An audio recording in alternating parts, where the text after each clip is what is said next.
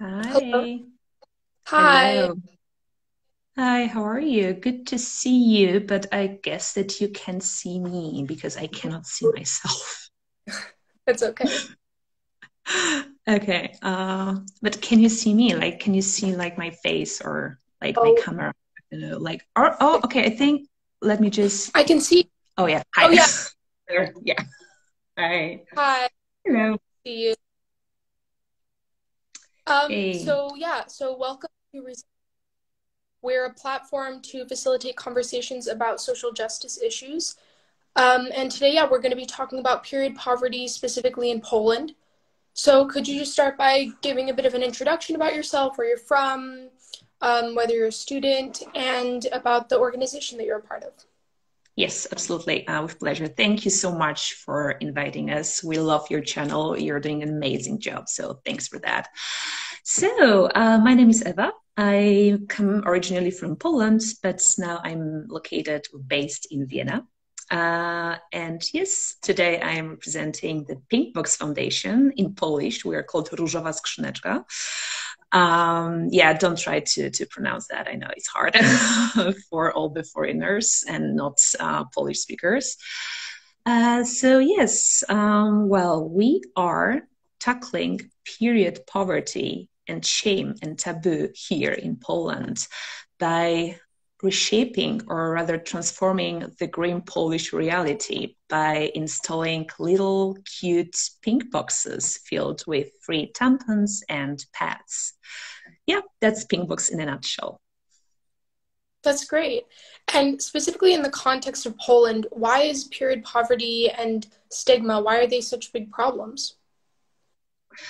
Oh, well, when we look at the statistics, and the problem is we do not really have, a lot of available data because no one is really interested, or the governments all around the world are not really interested in the subject of menstruation or period or menstrual poverty, right?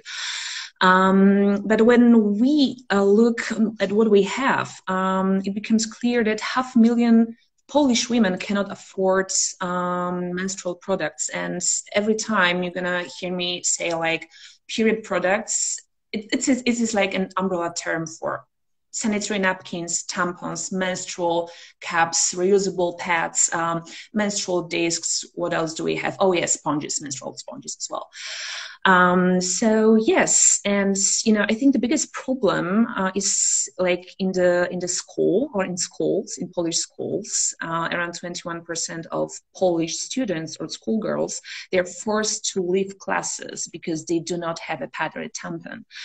And around 10% of Polish, schoolgirls, so again, same, they do not even leave their homes because of that. And when we talk about our right to education, it's supposed to be one of our fundamental rights, like human rights, right? And it's even anchored in our Polish constitution. But what about these girls? And like, what about all these women, 500,000 women, right? Do not have access to menstrual products or cannot afford them. What about them? Like, do they have equal access to the labor market? I don't think so. So it is a huge problem. But the thing is, only 3 years ago, I repeat, 3 years ago, there was this first huge research conducted by, or rather a survey conducted by a private institution, research institution. So, the government is clearly not interested in the subject of menstrual poverty. So, yeah, that's basically the data that we have today, and we are using them. And of course, we are trying to create our own sets of data, so to speak. So, we're also preparing like scientific reports with scientists, and that's the start, but we need more like financial resources, obviously, to do that properly. And yeah, it's not easy. It's not easy. But, when we talk about period poverty, people tend to associate poverty with lack of financial resources, like period poverty. You cannot afford to buy menstrual products, right? And it's not only about not being able or, not being able to afford pads or tampons. It's also about lack of education. um, so in Polish we say wykluczenie menstruacyjne, so that would translate into menstrual exclusion, I guess. So, not poverty specifically, but exclusion in general, because not only lack of money, but also lack of education or lack of access to the proper and reliable education. Because in Poland, we do not have sex education. I mean, sex education in Polish school is like almost non-existent. When you're lucky and you have a good teacher, she or he is going to talk about menstruation during your biology classes, right? But otherwise, yeah, well, good luck. I mean, you can always use Google, but that's another story, I guess. Yeah, definitely. I mean, I'm half Polish, so I definitely have experience with I've never lived in Poland, but I have experience with like the taboo in Poland Yeah. because still quite a conservative culture, because it's not taught in schools. Definitely, like, it's one of the places where it's much more hush hush. And I think, which that leads me to my next question. I think the taboo and the fact that people don't talk about it really feeds into the whole problem of period poverty, because if we don't talk about these things, the government isn't going to make changes. So could you talk a bit more about how this taboo that's so prevalent in Polish society feeds into the problem of period poverty and lack of education? Yeah, absolutely. Like I would say that not I would like the research that is available says that 42% of Polish families do not talk about menstruation at home. I mean, that's almost like half of the population, doesn't really talk about menstruation, about the most natural thing that is happening to our bodies every month. I mean, like half of the population menstruates, that's crazy when you think about it. I like to say that if we do not talk about something, it doesn't mean it doesn't exist, So there is still a lot of stigma attached to menstruation, definitely. But silence reinforces period exclusion or period poverty. There's also this double stigma, like you do not have money and, lots of shame, like you cannot buy and use pads, so like you cannot leave your home, right? Or go out and with like stains or trousers or skirt or whatever. It is a terrible feeling, like I've been really lucky, I guess, because I was always like able to afford menstrual products, but my family never really talked about menstruation. And in that sense, yeah, well, I experienced period exclusion because I was like really shocked when I got my first period. I kind of knew, that at some point I will get my first period, but still it was a shock. I didn't tell anyone, not even my own mom. And well, my favorite subject probably is the blue blood that you see on commercials and ads, like the certain brands. I won't name them here, but I guess that you know what I'm talking about. So they use like the substitute of blood. It's like blue, and even young girls and boys, kids basically, they still think that period blood is blue. I mean, come on, like, yeah. So yeah, what I also wanted to say, and I guess I kind of forgot about it when I was talking about period poverty or exclusion in Poland. The problem has gotten worse, much worse, because of the war in Ukraine. So because of the influx of refugees and the inflation caused by the war and pandemic, right? So period products are definitely not like that important. They are like not number one on your shopping list anymore. And it's also something that many people forget. And again, we do not have enough data to support our claims sometimes. So it was a very, very long adventure for us as Pink Box to convince the Polish society that yes, period poverty exists, and yes, it should be treated as a seriously, because it is a matter of public health, right?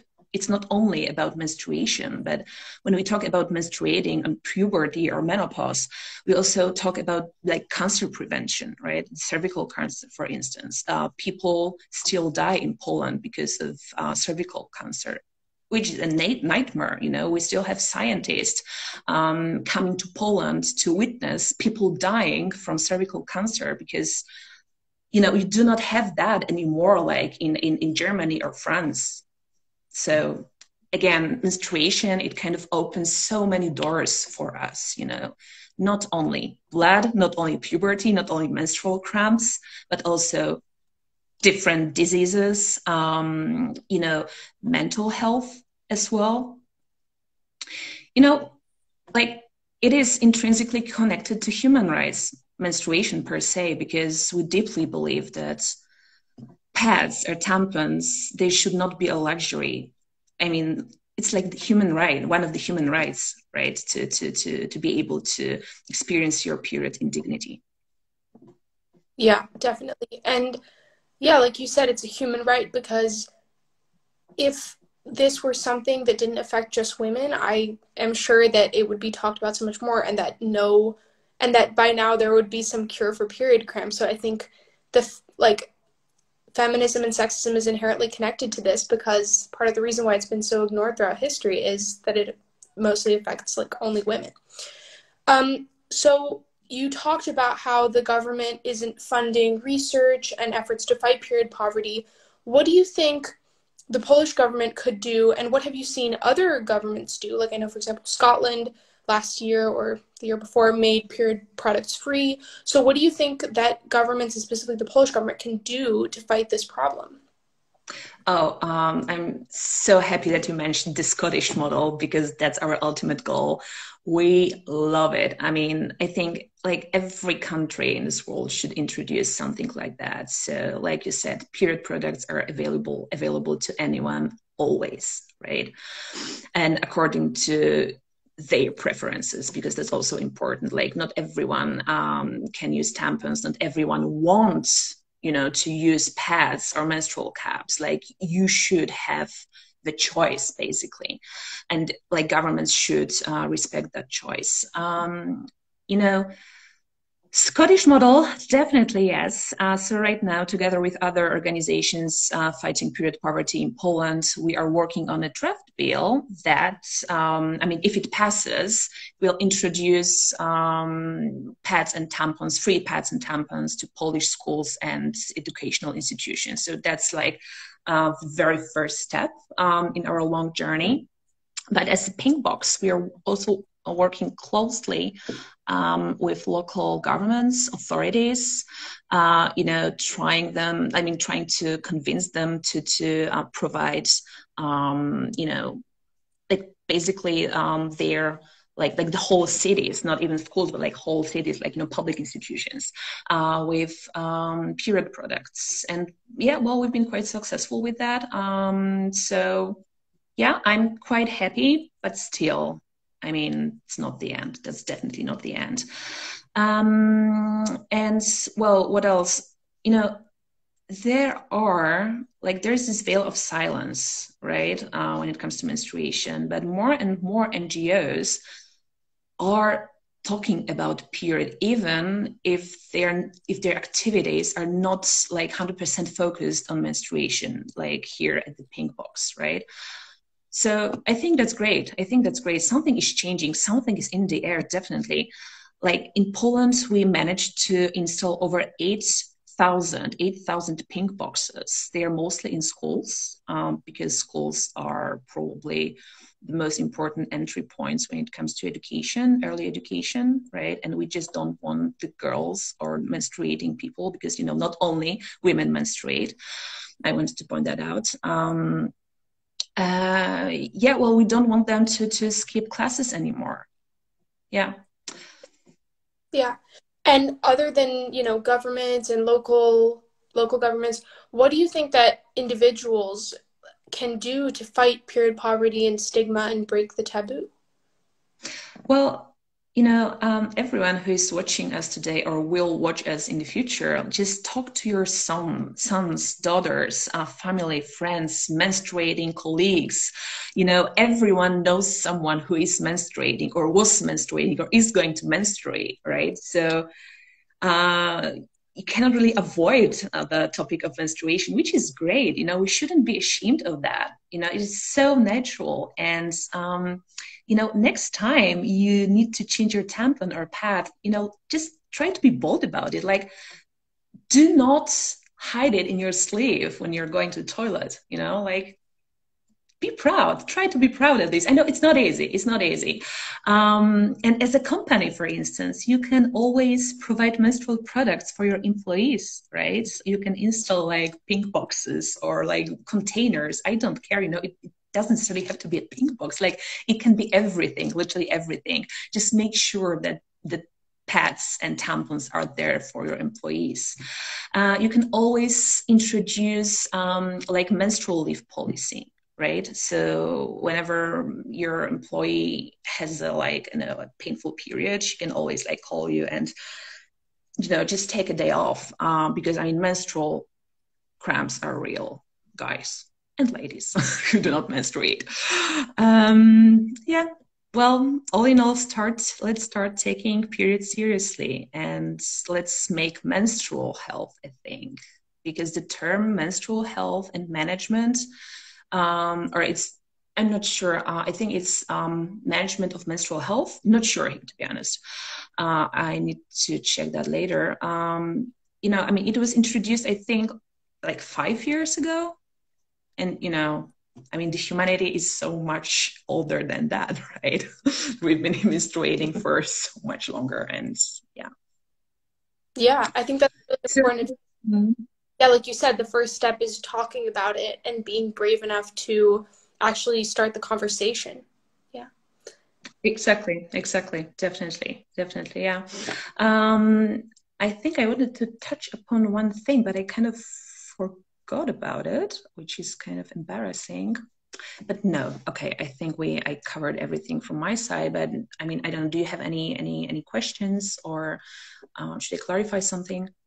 No, I think we covered everything that I wanted to ask you, and I think you raised some really important points, especially what you said about the war in Ukraine. That's something I hadn't thought of, but that's a really important thing to consider. You know, like most, I mean, not most, but I'm sure there's a lot of refugees coming in from Ukraine who Oh, don't have products, and it's definitely not a priority of the government to provide them. You know, even like when you see Red Cross workers or other like NGO workers providing things for refugees, I doubt that menstrual products are ever part of those items.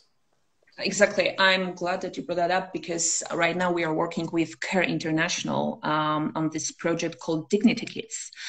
So we are going to distribute Dignity Kits among Ukrainian refugees. And, you know, Dignity Kits, they contain sanitary napkins, tampons, power banks, deodorants, like the basics, right? But basic that you cannot really survive without them. So they're super important. But yeah, you're totally right. You know, like basically there are no humanitarian aid organizations that provide menstrual products. You know, it's something like, oh, people menstruate. Oh, people need pads. You know, everyone is always so surprised when we talk about it. And yeah, you know, even NATO doesn't really have like any guidelines when it comes to reproductive health, women's reproductive health, and they are actually learning from the Ukrainian case. And it's also something, yeah, kind of scary, I guess. Yeah, Yeah, so, well, we should start talking about menstruation and stop hiding it and stop being, like you said, hush hush about it. It is a normal thing, and it is a very, very important thing. It happens almost every month. So think yeah. about it. Well, thank you so much for coming on and sharing so much important information.